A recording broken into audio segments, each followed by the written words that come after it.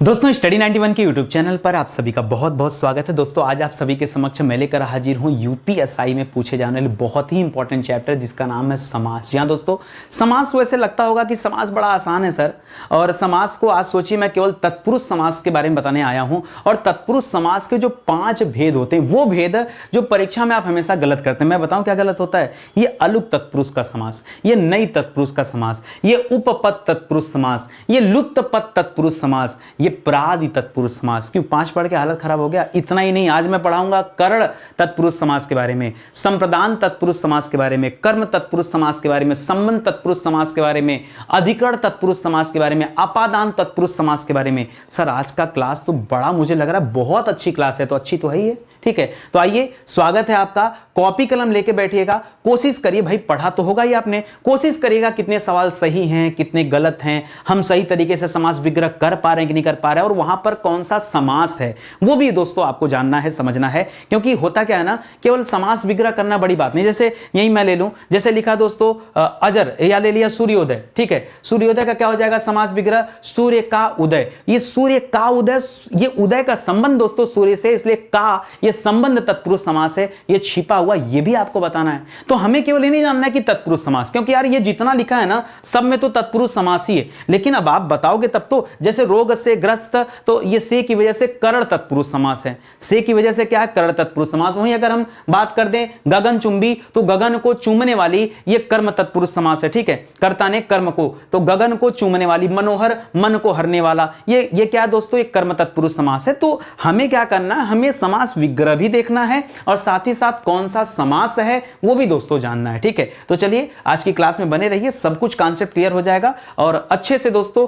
ये मैंने लिखा ना एकदम आखिरी वीडियो, ठीक है। इसके बाद तत्पुरुष समास की सीमा समाप्त है, इसके बाद आप कभी परेशान नहीं होंगे तत्पुरुष समास में, ठीक है। तो आइए स्टार्ट करते हैं और पढ़ना शुरू करते हैं, ठीक है। ध्यान दीजिएगा दोस्तों, यहां पर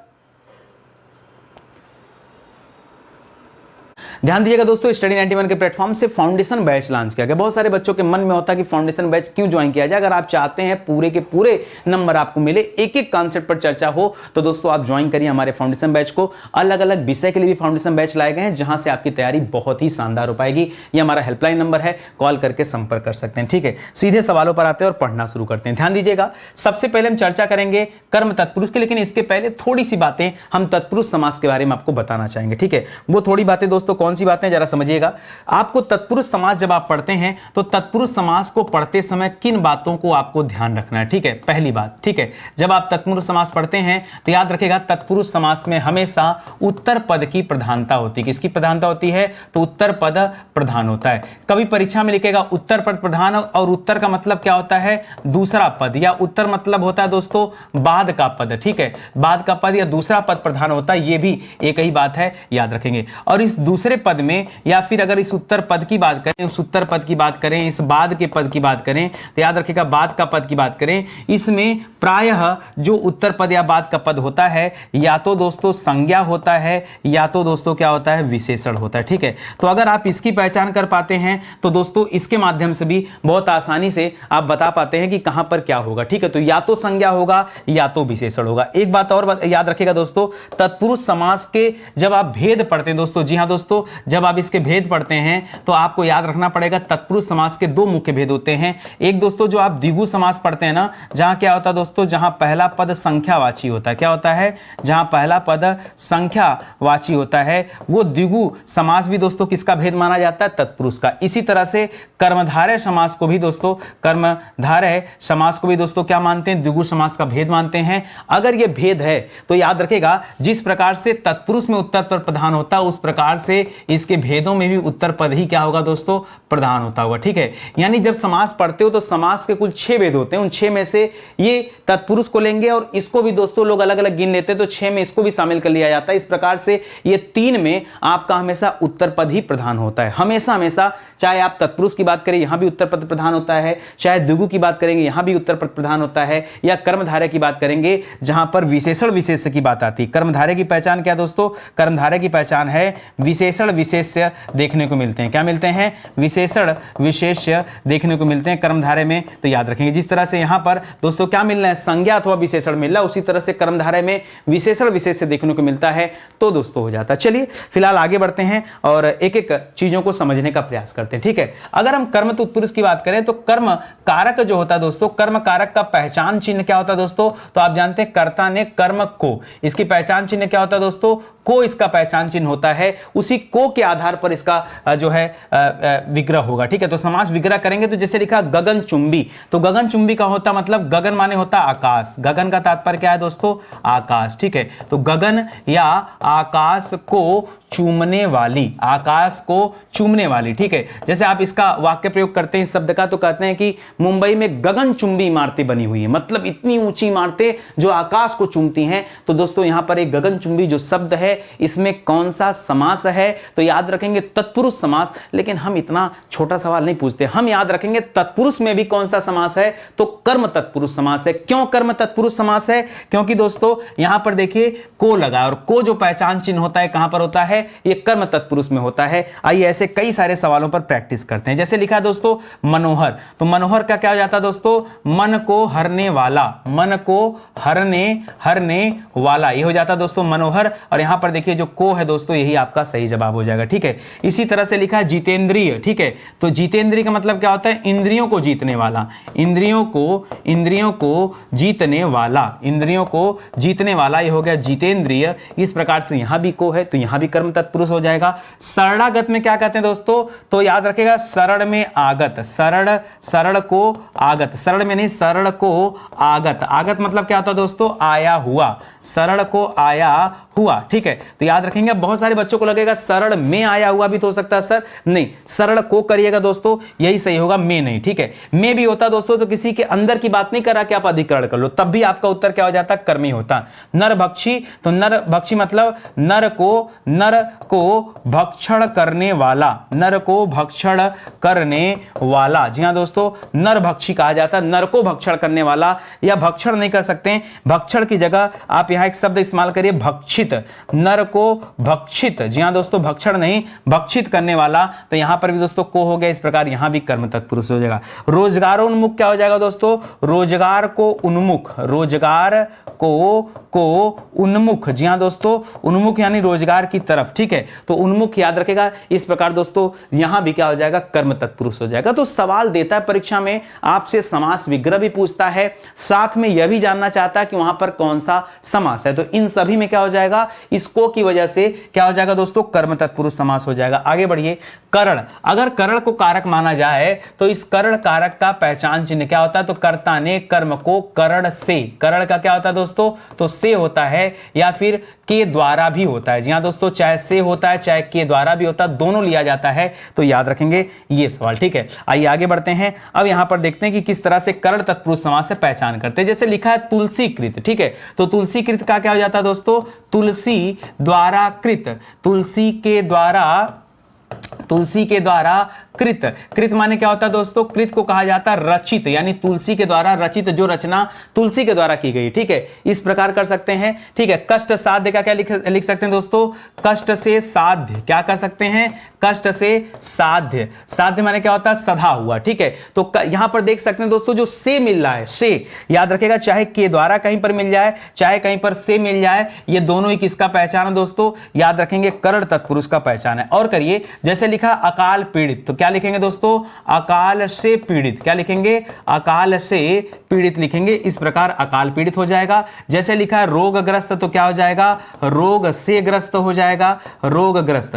यही लिखता दोस्तों रोग मुक्त ना, तो रोग से मुक्त यानी अलग हो गया, अलग के लिए अपादान कर लेते हैं, अलग के लिए क्या हो जाता? अपादान हो जाता, लेकिन तब रोग मुक्त पूछता है, रोग से ग्रस्त है। अभावग्रस्त मतलब क्या हो जाएगा दोस्तों? अभाव से ग्रस्त, अभाव से ग्रस्त।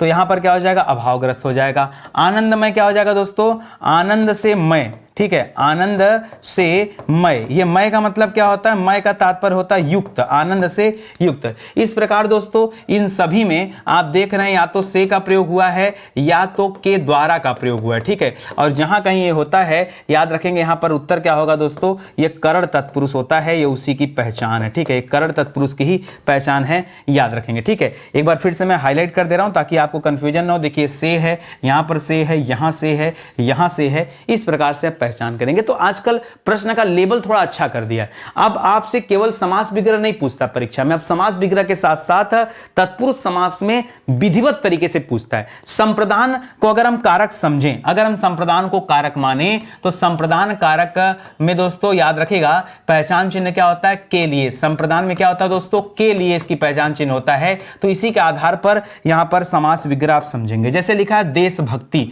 तो देशभक्ति का मतलब क्या होता है, देश के लिए भक्ति। देशभक्ति का मतलब क्या होता है दोस्तों, देश के लिए भक्ति। इस प्रकार से जो के लिए शब्द आ रहा है दोस्तों, यही क्या है, यही आपका यहां पर संप्रदान कारक है, यही पहचानने वाली बात है। हवन सामग्री को वैसे दोस्तों समिधा कहते हैं, समिधा कहते हैं, याद रखेगा। फिर हमें अलग करना है तो यहां याद रखेगा क्या हो जाएगा, हवन के लिए सामग्री, हवन के लिए सामग्री, सामग्री, ये दोस्तों यहां पर समास विग्रह हो जाएगा। यहां पर भी देखिए के लिए आ गया, तो जहां जहां के लिए होगा वहां जवाब क्या होगा, संप्रदान तत्पुरुष होगा। सत्याग्रह में याद रखेगा सत्य के लिए आग्रह, सत्य के लिए आग्रह। जी हां दोस्तों, सत्याग्रह का क्या हो जाता है, सत्य के लिए आग्रह। फिर से यहां पर क्या हो गया, संप्रदान हो गया। न्यायालय क्या क्या हो जाता है दोस्तों, तो न्याय के लिए आलय, न्याय के लिए आलय। आलय माने क्या होता है दोस्तों, आलय का तात्पर्य घर से होता है, तो जो न्याय के लिए आलय या घर होता है उसी को न्यायालय कहते हैं। यहां भी दोस्तों आपको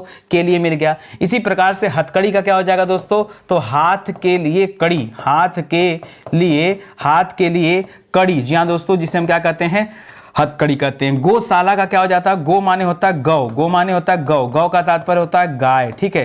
तो याद रखिएगा गो या गाय के लिए साला, क्या हो जाएगा, गाय के लिए साला, इस प्रकार के लिए। तो आपको क्या करना है ना, जब कभी आप समास विग्रह करिए और अगर के लिए कहीं पर मिल जाए तो इत्मीनान से दोस्तों आप जानते हैं कि कारक में, संप्रदान कारक में दोस्तों उसकी पहचान चिन्ह के लिए होता है। तो इस प्रकार से संप्रदान तत्पुरुष ही आपका क्या होगा, सही जवाब हो जाएगा। और आगे बढ़िए और अगला सवाल देखते हैं। इसी तरह से अपादान, अपादान का संबंध अगर कारक में देखेंगे तो दोस्तों कारक जब आप पढ़ते हैं तो अपादान में आप से पढ़ते हैं, ठीक है। लेकिन दोस्तों यहां पर से आपने करण कारक में ही पढ़ा था, लेकिन ये वाला से का तात्पर्य दोस्तों अलगाव से होता है, ठीक है। आपको महसूस होगा कि कोई चीज किसी से अलग हो रही है, ठीक है, तब दोस्तों आप वहां पे अपादान करेंगे। जैसे मैं कहूं ऋण मुक्त, तो याद रखेगा ऋण से मुक्त, ऋण से मुक्त यानी उस चीज से एकदम अलगाव की बात कर रहा है। यहां पर से का तात्पर्य किससे है, अलगाव से है, इसलिए दोस्तों यहां पर अपादान तत्पुरुष हो जाएगा। जन्मांध का क्या हो जाता है दोस्तों, याद रखेगा जन्म से अंधा, जन्मांध का मतलब क्या हो जाता है,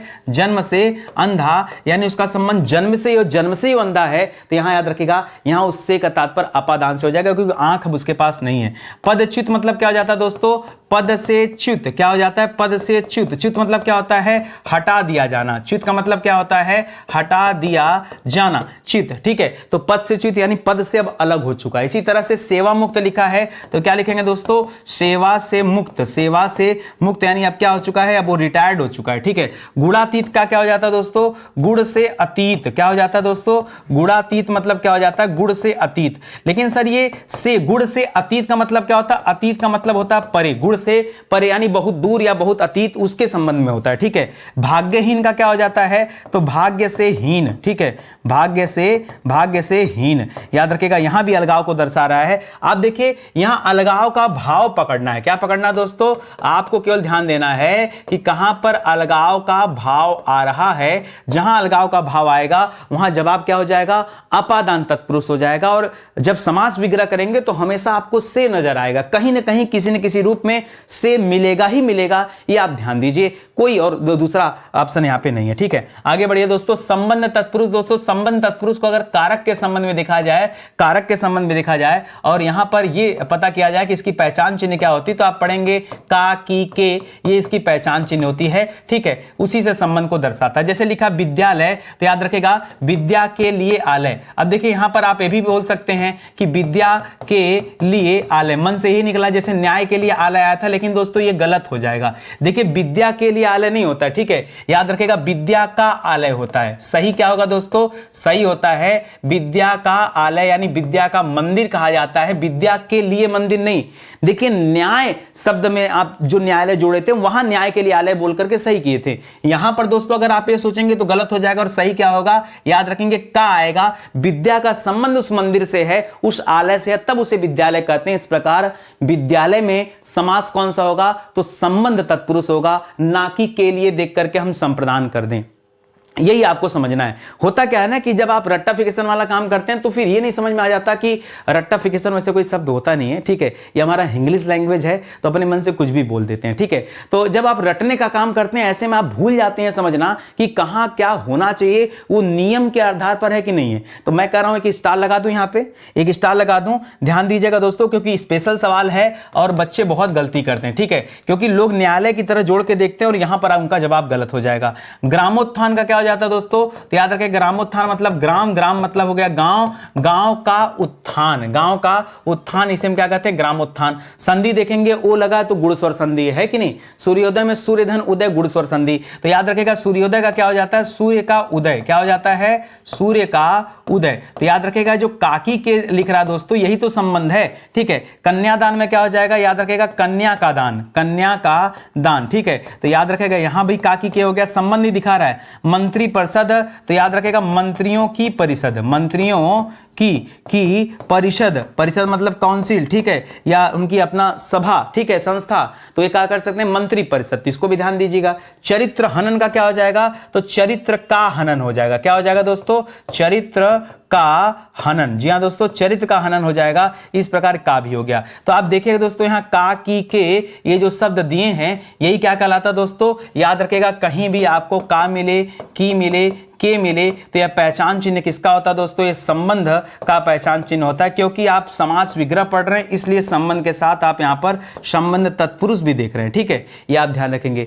पूरे समास में जो 6 वैरायटी होता है, एक्चुअली में 6 होता नहीं है, मुख्य रूप से समास के 4 ही भेद होते हैं, जिसमें आप तत्पुरुष पढ़ते हैं, द्वंद्व समास पढ़ते हैं, बहुब्रीहि समास पढ़ते हैं, और ठीक है 3 पढ़ते हैं, 2 आप पढ़ते हैं दोस्तों जो आप द्विगु पढ़ते हैं और कर्मधारय पढ़ते हैं, ये आप जो है भेद मानते हैं इसका, और एक 5वां जो अलग टाइप है, ठीक है, चौथा जो अलग टाइप बनेगा, क्योंकि देखिए एक तत्पुरुष हो गया वो आप अलग रखिए, एक अव्ययी भाव समास हो गया इसको अलग रखिए, एक द्वंद्व समास हो गया, बहुब्रीहि समास हो गया। इस प्रकार से 4 मुख्य होते हैं। जो द्विगु और कर्मधारय होता है मैंने कहा वो तत्पुरुष का ही भेद होता है, ये आप ध्यान में रखेंगे, ठीक है।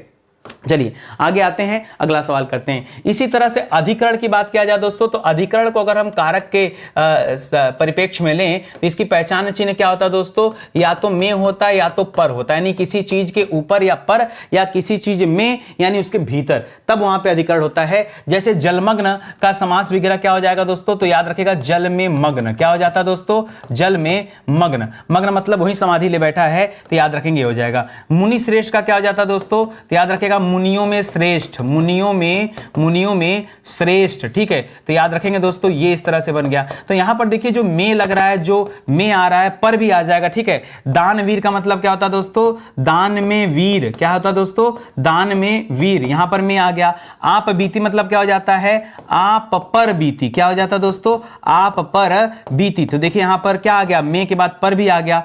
कवि पुंगव, तो याद रखेगा कवियों में पुंगव, कवियों में पुंगव। अच्छा भैया ये बताओ क्या किसी बच्चे को पता है कि पुंगव का मतलब क्या होता है, पुंगव का मतलब नहीं जानते तो जान जाइए। पुंगव किसे कहा जाता है, पुंगव श्रेष्ठ को कहा जाता है, किसे कहा जाता है, पुंगव श्रेष्ठ को कहा जाता है, ठीक है, तो याद रखेंगे। इसी तरह से पुरुषोत्तम का क्या हो जाएगा दोस्तों, तो याद रखेगा पुरुषों में उत्तम, ठीक है, पुरुषों में उत्तम। तो कभी भी दोस्तों अगर इस तरह का सवाल दे रहा है तो आप ध्यान दीजिएगा यहां पर सभी में तत्पुरुष समासी है, लेकिन हम विस्तार से दोस्तों पढ़ते चल रहे हैं कि तत्पुरुष में भी कौन सा भेद होगा। ठीक है, तो इन सभी में क्या हो जाएगा, अधिकरण तत्पुरुष हो जाएगा, क्योंकि हमने क्या सीखा, हमने सीखा कि कभी भी कहीं पर में आ जाए और पर आ जाए तो किसकी पहचान होते हैं दोस्तों, ये अधिकरण की पहचान होते हैं। क्योंकि दोस्तों हम समास विग्रह कर रहे हैं, इसलिए दोस्तों हम यहां पर क्या करेंगे, तत्पुरुष की बात करेंगे और ये अधिकरण तत्पुरुष समास का क्या हो जाएगा, भेद मान लिया जाएगा। ठीक है, आ रही बात समझ में। देखिए स्टडी 91 पे आ गए तो समझ में आना ही है। ठीक है, कहां जाएगा बात। ठीक है,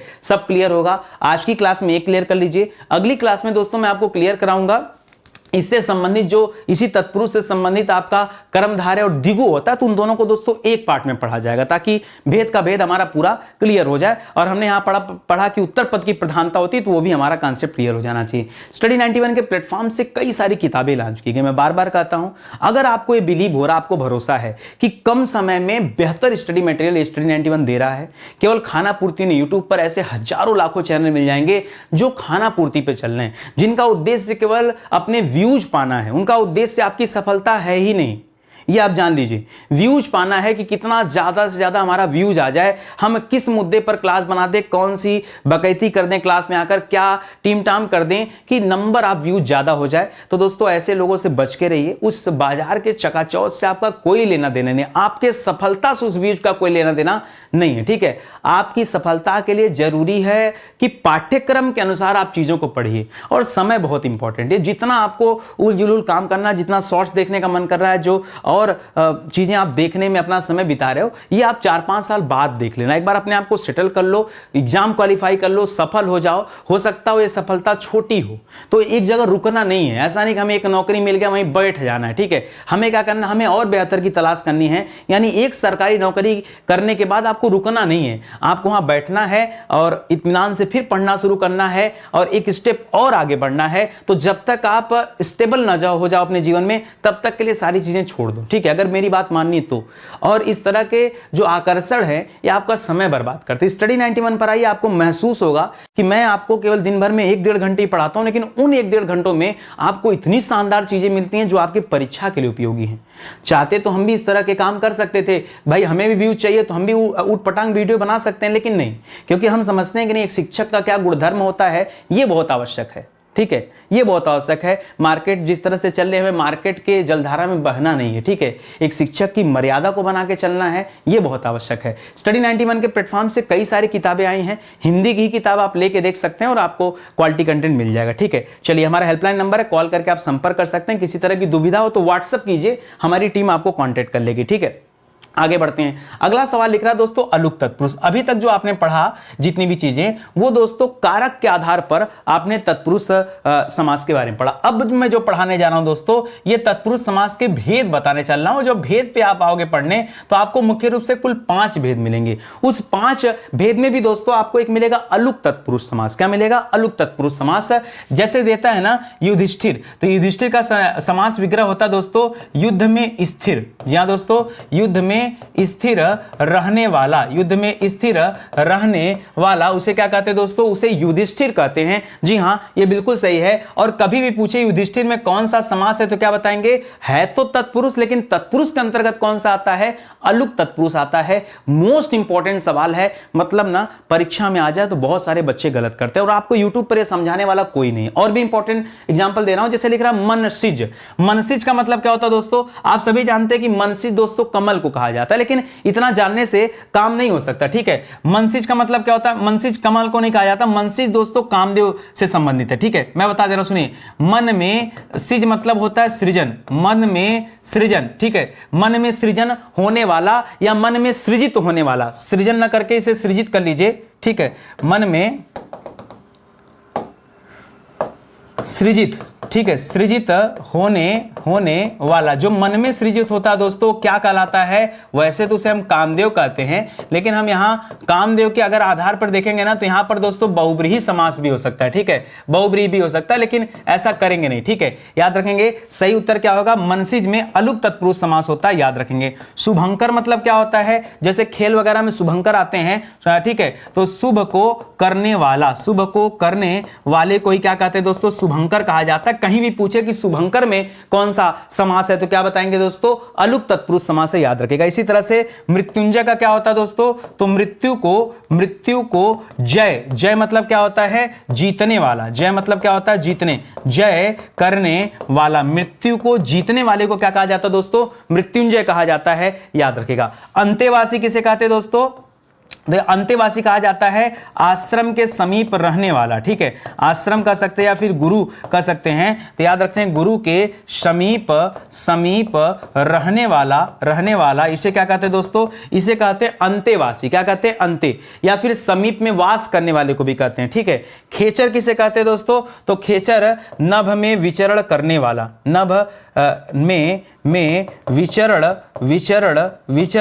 करने वाला, नभ में विचरण करने वाला क्या कहलाता है, खेचर कहलाता है। जो पक्षी दोस्तों आकाश में विचरण करते हैं, क्योंकि नभ का मतलब क्या होता है, आकाश, ठीक है, नभ का मतलब क्या होता है दोस्तों, आकाश होता है, आकाश होता है, और आकाश को यहां पर खे कहा गया, ठीक है, खेचर। तो याद रखेंगे इन सभी को कभी भी परीक्षा में देखिएगा तो आप अलुक तत्पुरुष करिएगा, मोस्ट इंपॉर्टेंट ढूंढ के लाया हूं, कम से कम 50-60 एग्जाम कवर करेंगे तब जाकर आपको ऐसे क्रीम सवाल मिलेंगे, याद रखेगा। कभी भी परीक्षा में देता है ना तो हमेशा हमेशा अलुक तत्पुरुष याद रखेगा। इसी तरह से नई तत्पुरुष समास है, यह आपका दूसरा भेद है तत्पुरुष का, ठीक है, नई तत्पुरुष समास, और इसमें हमेशा इसकी पहचान होती है, इसमें नकारात्मकता की बोध होती है, ठीक है। जैसे एग्जाम्पल दो दोस्तों, जैसे लिखा अजन्मा, अजन्मा मतलब जन्म से, अजन्मा मतलब जन्म से पहले की बात कर रहे हैं, जन्म से पहले, लेकिन जन्म से पहले ये इसका सही समास विग्रह है नहीं, आप जो तोड़ रहे हैं वो है नहीं, ठीक है। आप इसके लिए कह सकते हैं न जन्म लेने वाला, क्या कह सकते हैं, अजन्मा मतलब न जन्म लेने वाला, वो अभी अजन्मा है, न जन्म लेने वाला है, ठीक है, यानी कोई अभी जन्मा नहीं है, अजन्मा। अजर मतलब क्या होता है दोस्तों, न बूढ़ा होने वाला, न बूढ़ा होने वाला। इसी तरह से लिखता अमर, अमर का क्या हो जाता है दोस्तों, अमर का हो जाता है न मरने वाला, न मरने वाला। तो याद रखिए जो न से शब्द शुरू हो रहा है दोस्तों, न जन्म लेने वाला, न बूढ़ा होने वाला, न मरने वाला, उसे क्या कहते हैं दोस्तों, नई तत्पुरुष कहते हैं। जैसे लिख लिया असभ्य, ठीक है, असभ्य का मतलब देखिए सभ्य तो सज्जन को कहा जाता है, और असभ्य का मतलब क्या हो सकता है कि नहीं है सभ्य जो, क्या कह सकते हैं, नहीं है सभ्य, नहीं है सभ्य जो, उसे कह सकते हैं। इसी तरह से अनाश्रित का क्या हो जाता है, नहीं है आश्रित जो, नहीं है आश्रित माने क्या होता है, डिपेंडेंसी, ठीक है, नहीं है आश्रित जो, ठीक है। अनादृत लिखा है, ठीक है, नहीं है आदृत जो, नहीं है आदृत जो, उसे क्या कहते हैं दोस्तों, उसे अनादृत कहते हैं, उसे क्या कहते हैं, अनादृत। देखिए आदृत मतलब क्या होता है, ढका हुआ, नहीं है ढका जो, ये आप कह सकते हो, तो ढकना को कहते हैं दोस्तों आदृत। तो अनादृत मतलब क्या हो गया, नहीं है ढका जो, याद रखेंगे। नालायक का क्या हो जाता है, नहीं है लायक जो, नहीं है लायक जो, उसे क्या कहते हैं, नालायक कहते हैं। और इस तरह के कभी सवाल दे दे, यहां नई तत्पुरुष होता है, जहां नकारात्मकता से सेंटेंस शुरू हो, नकारात्मक शब्दों से, वहां उत्तर क्या होता है, नई तत्पुरुष होता है। तो हमने पढ़ा अलुक तत्पुरुष, हमने पढ़ा नई तत्पुरुष। जो तीसरा होता है दोस्तों उपपद तत्पुरुष है, यह तत्पुरुष का तीसरा भेद होता है। क्या होता है दोस्तों, यह तत्पुरुष का तीसरा भेद होता है। जैसे लिख दिया निशाचर, पीछे देखिए हमने पढ़ा था खेचर, क्या पढ़ा था दोस्तों, पीछे हमने पढ़ा था खेचर, और यह भी पढ़ा कि खेचर में अलुक तत्पुरुष आता है, क्या आता है दोस्तों, अलुक तत्पुरुष आता है। लेकिन निशाचर में निशा मतलब होता है दोस्तों रात, ठीक है, रात में विचरण करने वाला, रात में विचरण करने वाला अर्थात राक्षस भी हो जाता। तो निशाचर को कई बार बहुब्रीहि समास भी लिया जाता है, लेकिन अगर ऑप्शन दिया है उपपद तत्पुरुष का तो इसका मतलब है जो आपका एग्जामिनर है वो जानना चाह रहा है उपपद तत्पुरुष के बारे में, ठीक है। तो याद रखेगा ये उपपद से संबंधित है। स्वर्णकार मतलब क्या हो जाता है दोस्तों, सोने का कार्य करने वाला, सोने का कार्य करने वाला, उसे क्या कहते हैं दोस्तों, स्वर्णकार कहते हैं, जो आभूषण अथवा सोने वगैरह का कार्य करता है उसे, ठीक है। इसी तरह से जलधि का क्या हो जाता है दोस्तों, तो जल को धारण करने वाला, जलधि का मतलब क्या होता है, जल को धारण करने वाला। और आपको बताया था मैंने दोस्तों कि कहीं भी जल के पर्यायवाची में अगर धी शब्द लग गया है तो हमेशा वह समुद्र की पर्यायवाची बन जाता है। जैसे जलधि, नीरधि, तोयधि या फिर निधि शब्द लग गया, याद रखिएगा जल के पर्यायवाची में में अगर जल का पर्यायवाची कोई है और वहां आपका धी शब्द लग गया या फिर निधि शब्द लग गया तो उत्तर हमेशा पता क्या आएगा, उत्तर हमेशा आएगा समुद्र का पर्यायवाची। जैसे जल का पर्यायवाची नीर होता है, ठीक है, नीर होता है ना, नीर माने जल होता है, तो नीर, जैसे लिख दिया नीरधि तो क्या हो जाएगा, समुद्र का पर्यायवाची। या लिख दिया नीर निधि तो भी क्या हो जाएगा, तो भी समुद्र का पर्यायवाची हो जाएगा, इसको याद रखेगा। कृतज्ञ का क्या होता है दोस्तों, तो लिखिएगा उपकार को मानने वाला, उपकार को मानने वाला, उपकार को मानने वाला क्या कहलाता है, कृतज्ञ कहलाता है। और उपकार को न मानने वाला क्या कहलाता है, कृतघ्न कहलाता है, जो उपकार को नहीं मानता। नभचर का क्या हो जाता है दोस्तों, तो नभ में विचरण करने वाला, नभ में विचरण करने वाला, ठीक है। खेचर को खाली अलग रखिएगा, ठीक है। संगीतकार का क्या हो जाता है दोस्तों, तो याद रखेगा संगीत, जैसे संगीतकार दे दिया, फिल्मकार दे दिया, ये सब दोस्तों क्या होता है, उपपद तत्पुरुष में आते हैं। संगीतकार का हो जाता है, जैसे यहाँ स्वर्णकार दिया था, सोने का कार्य करने वाला, वैसे यहां पर हो जाएगा संगीत का कार्य करने वाला, संगीत का कार्य करने वाले क्या हो जाएगा दोस्तों, यहां पर ये उपपद तत्पुरुष समास का भेद है, ठीक है, मतलब उसके अंतर्गत आता है, उपपद तत्पुरुष समास का उदाहरण है, ये आप ध्यान में रखेंगे, ठीक है।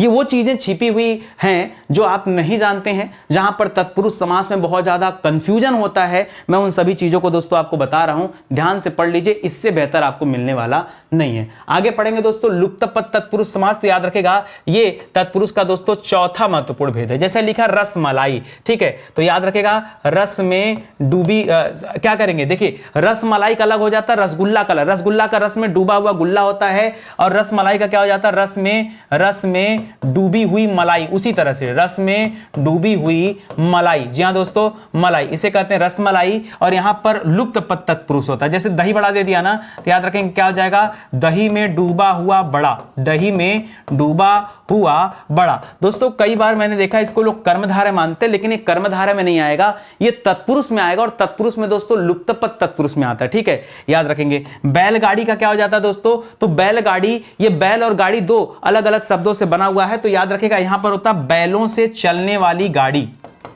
क्या होता है, बैलों से चलने वाली गाड़ी, इसे क्या कहते हैं दोस्तों, इसे कहते हैं बैलगाड़ी, ठीक है। इसी तरह से लिखा पवन चक्की, तो याद रखेगा पवन का मतलब होता है हवा, ठीक है, हवा, तो पवन से चलने वाली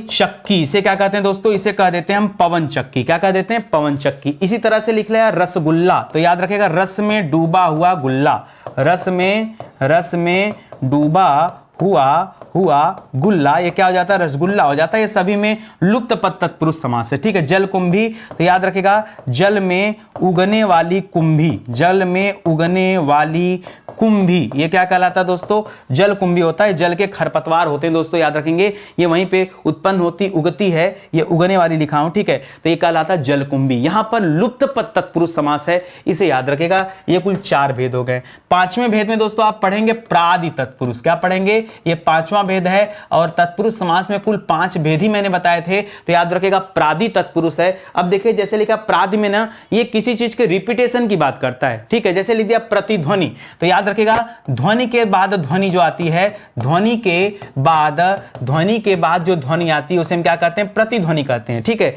जैसे हम कहीं एक खाली कमरे में जोर से चिल्लाएं तो आवाज गूंजती हुई आती, तो ध्वनि के बाद ध्वनि, उसी को प्रतिध्वनि कहते हैं। तो प्रादि तत्पुरुष, ये प्राधि नहीं होता दोस्तों, याद रखेंगे प्रादि तत्पुरुष है, क्या दोस्तों, प्रादि तत्पुरुष है, ये द है, ठीक है, तो प्रादि तत्पुरुष होता है, ध्यान रखेंगे। इसी तरह से प्रतिबिंब का क्या हो जाता है, तो याद रखेगा प्रतिबिंब में, यानी बिंब का बिंब माने होता है परछाई, बिंब मतलब होता है क्या, छाया होता है या फिर परछाई होता है, ठीक है, परछाई होता है, याद रखेगा। तो यहां पर क्या हो जाएगा, बिंब का बिंब या फिर बिंब के समान बिंब, ठीक है, उसे प्रतिबिंब कहते हैं। दुर्गुण में क्या होता है दोस्तों, तो याद रखेगा दुर्गुण, देखिए गुड़ तो अच्छा शब्द होता है, लेकिन दुर बुरा होता है, तो याद रखेगा दुर्गुण को हम सीधा सीधा लिख दें दोस्तों, दुर माने बुरा होता है, गुड़ माने गुड़ होता है, तो बुरा गुड़ जो होता है वो दुर्गुण होता है। फलीभूत, ठीक है, तो याद रखेगा कि जैसे आप कहते हैं ना कि सर हमारा पढ़ना फलीभूत हो गया, इसका मतलब क्या हो गया, आपका परिणाम अच्छा आया है, यानी फल मिलना, ठीक है, फलीभूत मिलना होना का मतलब क्या होता है, फल मिलना। इसी तरह से वशीकरण का मतलब क्या होता है, वश में करना, ठीक है, वश में वश में करना। देखिए ये सब समास विग्रह बहुत ज्यादा नहीं, लेकिन प्रादि तत्पुरुष के अंतर्गत आते हैं, ठीक है, याद रखेंगे। इसी तरह से स्पष्टीकरण का क्या हो जाता है दोस्तों, स्पष्ट करना। जैसे आपसे कुछ स्पष्टीकरण मांगा गया तो याद रखेगा स्पष्ट करना, ये दोस्तों यहां पर होता है, याद रखेंगे, ठीक है। अगर इस तरह का सवाल दे रहा है तो यहां पर आप क्या जवाब देंगे, अपना जवाब प्रादि तत्पुरुष दीजिएगा, ये ध्यान में रखेंगे, यही आपको अच्छे से याद रखना। तो कुल 5 भेद होते हैं, इनको याद रखेंगे। चलिए कुछ मिक्स सवाल दोस्तों मैं आपको बता देता हूं, मिक्स सवाल, ठीक है, जहां पर दोस्तों थोड़ी सी तैयारी एक बार आपकी चेक कर ली जाए कि अगर इस तरह का आता है तो क्या हो जाएगा। जैसे लिखा रसोई घर, तो याद रखेगा रसोई घर का मतलब क्या होता है, रसोई के लिए घर। क्या हो जाता है दोस्तों, रसोई के लिए घर। और ये जो के लिए शब्द होता है कहां पर आता है दोस्तों, ये संप्रदान में आता है। कहां पर आता है, संप्रदान में आता है। तो किसका उदाहरण हो जाएगा, ये संप्रदान तत्पुरुष का उदाहरण हो जाएगा, ठीक है। जैसे लिख दिया विश्वविख्यात, ठीक है, तो विश्व माने क्या होता है, विश्वविख्यात का समास वगैरह क्या हो जाएगा, तो याद रखेगा विश्व में विख्यात। क्या हो जाएगा, विश्व में विख्यात हो जाएगा। इस प्रकार यहां क्या हो जाएगा, यहां में आ जाएगा। तो में कहां आता है दोस्तों, ये अधिकरण तत्पुरुष में आता है। अधिकरण में पहचान है में पै पर, इसलिए दोस्तों यहां पर क्या हो जाएगा, अधिकरण तत्पुरुष हो जाएगा, ठीक है। इसी तरह से लिख रहा आश्चर्यचकित, क्या करेंगे दोस्तों, बहुत आसान है, कठिन नहीं है, ध्यान दीजिएगा। आश्चर्यचकित का हो जाता है आश्चर्य से चकित। क्या हो जाता है दोस्तों, आश्चर्य से चकित। अब देखिए आश्चर्य से चकित हो रहा है तो करण कारक भी हो सकता है और अपादान भी हो सकता है। मुद्दा आता है कि सर क्या किया जाए, आश्चर्य से चकित में क्या किया जाए। तो देखिए जब कहीं कोई ऐसा भाव आता है जहां पर आप आश्चर्य में आ जाते हैं, ठीक है, वहां पर हमेशा अपादान लिया जाता है। क्या लिया जाता है, अपादान। और ये थोड़ा सा डिफिकल्ट सवाल है क्योंकि बच्चे क्या करेंगे ना, यहां करण कारक भी सोचेंगे। तो मैं कह रहा हूं ऐसे सवालों पर स्टार लगाइए जहां पर आपके पड़ोसी गलत जवाब दे सकते हैं। भाई वो सवाल तो आपको जरूर सही करना जो पड़ोसी गलत करेगा, ठीक है।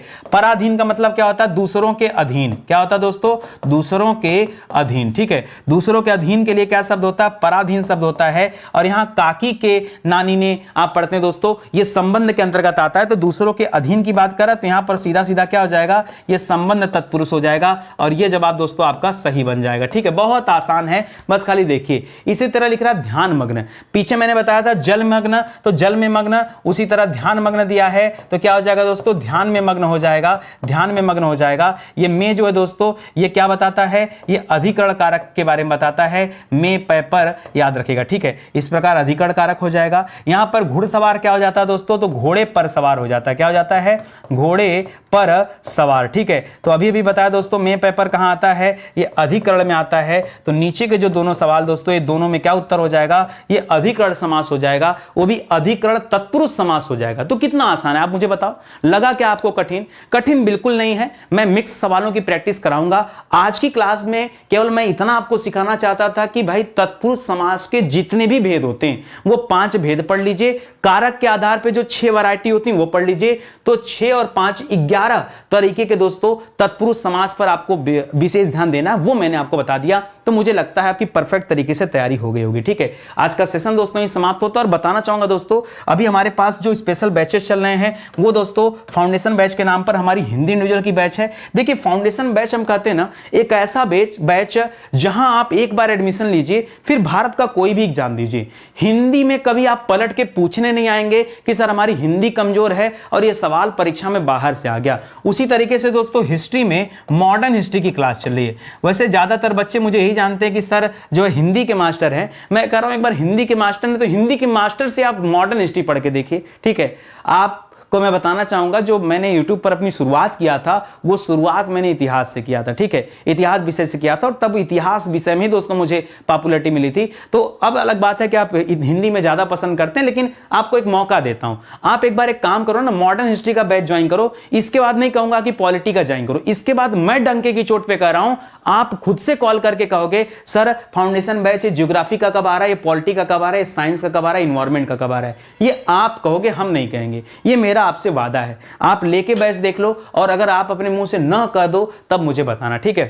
तो चलिए आज का सेशन फिलहाल यहीं समाप्त होता है दोस्तों। उम्मीद करता हूं आपको अच्छा लगा होगा और समझ में भी आया होगा, ठीक है। तो चलिए मिलते हैं दोस्तों अगले लेक्चर में, तब तक के लिए बहुत बहुत धन्यवाद आपका। एक निवेदन आप सभी से है, अगर आपको लग रहा है कि स्टडी 91 पर अब नितिन सर रेगुलर हो चुके हैं, क्लासेज रेगुलर चल रही हैं, कंटेंट बहुत मजबूत आ रहा है, बहुत शानदार आ रहा है, सिर्फ आप कमेंट करिए और लाइक करिए। बाकी बात की बात है, कोर्स खरीदना है कि नहीं खरीदना है, किताब खरीदना चाहते हैं कि नहीं, कोई दिक्कत नहीं दोस्तों, सब कुछ बात की बात है। लेकिन जो आपका फर्ज है कम से कम वो निभाइए। मैं अपना फर्ज अपनी ईमानदारी से निभा रहा हूं, कहीं वहीं मेरी ईमानदारी में अगर आप क्वेश्चन मार्क लगा सकते हैं तो लगाइए, मैं आप कमेंट करिए ना कि यहां सर आप गलत कर रहे हैं, ठीक है, मैं उसको सुधारने का प्रयास करूंगा। लेकिन आपसे ये निवेदन है कि प्लीज आप वीडियो को शेयर करिए और लाइक करिए। किसी भी तरह के टेलीग्राम व्हाट्सएप ग्रुप से अगर आप जुड़े तो वहां वीडियोज को शेयर करिए ताकि ज्यादा से ज्यादा बच्चे इसे देख पाए, ठीक है। मिलते हैं दोस्तों अगले लेक्चर में, तब तक के लिए बहुत बहुत धन्यवाद आपका। जय हिंद, जय Bharat, thank you so much.